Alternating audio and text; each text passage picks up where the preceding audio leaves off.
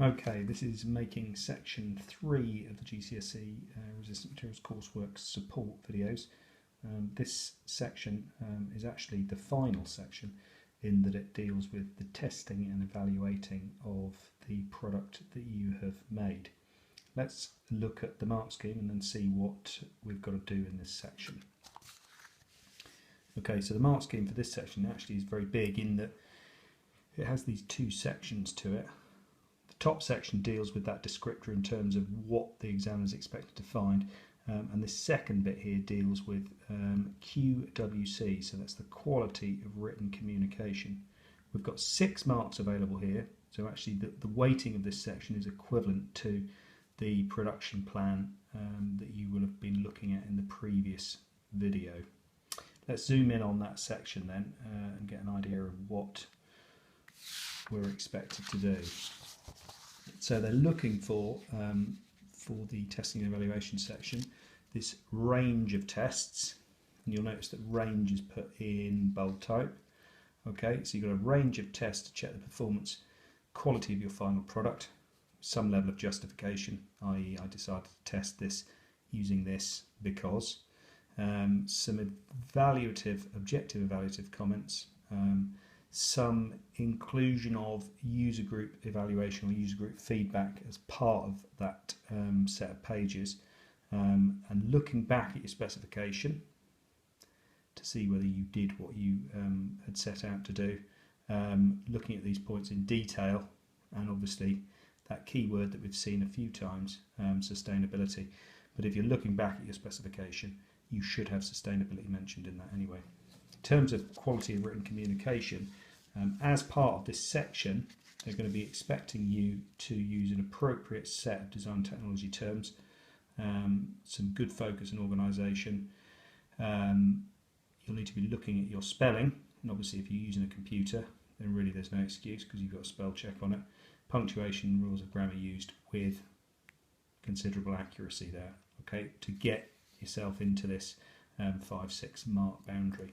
As usual, obviously these things simplify as you come down towards the bottom end of that mark boundary. So what pages are we expected to see in this section? Well, the first thing you're going to want to see is some level of test against your specification. So if we look at this, I zoom out, right, okay, so A3 piece of paper, bordered and title done in the standard way. We've got a table on here, but actually this page is quicker to put together than it might look, in that this section where it's going to be saying form, function, etc. and your point are all copied and pasted from your specification sheet. So if you've done that in an electronic way, then this job is dead easy, because you're going to copy and paste that onto this sheet. You're then going to have this additional column at this end where you're testing, and you're simply posing the question, has this point been met? And you're making some sort of evaluative statement about whether you achieved this or not. Okay, so you're going to be doing that for your entire specification, and obviously then you're testing each point. So that's our first test, we're testing against our specification, but you'll remember that the mark scheme asks for a range of tests. So this test on its own is not enough. After you've done this, it seems sensible that you're going to test it against your final design, and this is how I would recommend that you set this sheet out. Again, if you've done a lot of this electronically, then this job is quite simple. So here I would include your Google SketchUp picture, which you can copy and paste off a final design sheet, your orthographic drawing. If you've done that on a piece of paper and hand drawn it, you can simply take a photograph with your phone and then email it to yourself to include it as a JPEG on this piece of coursework.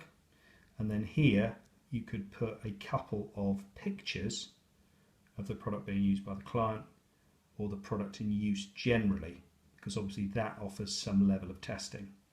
Now you remember in the mark scheme it talked about having client comments, so you'll include as part of your picture with your product and client their comments from that, which will form a level of testing. The product in use, again, if you describe how that product's being used or the results of that product in use, then that will also be an example of testing. And you're also then going to make some comments on here talking about the modifications and changes that occurred between this point where you were saying what the product was going to look like and this point where you have completed the product. Very often there are differences between the two things, and this is an opportunity to outline what you changed. Okay. The next sheet you're going to want to include will then be an evaluation. Now I've divided this up, and this is actually a good place to put your or to showcase your QWC, the quality of your written communication. So we've got an A3 page as normal with your title on. Now I've given a suggestion for what you might want to put within the 4 paragraphs that you're going to be writing.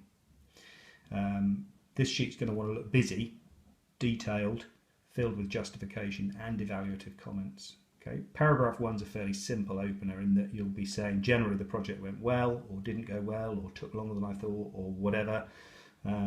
Very often people find that bits and pieces that they've estimated within their production plan have actually taken slightly longer than, so you can reflect on aspects that were perhaps more difficult or more time consuming than you thought they were going to be.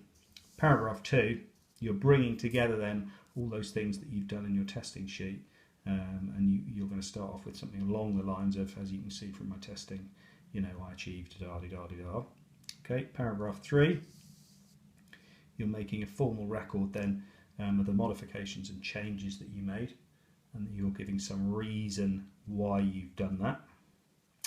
And then finally on paragraph 4, you're going to be looking at if I made it again, I would.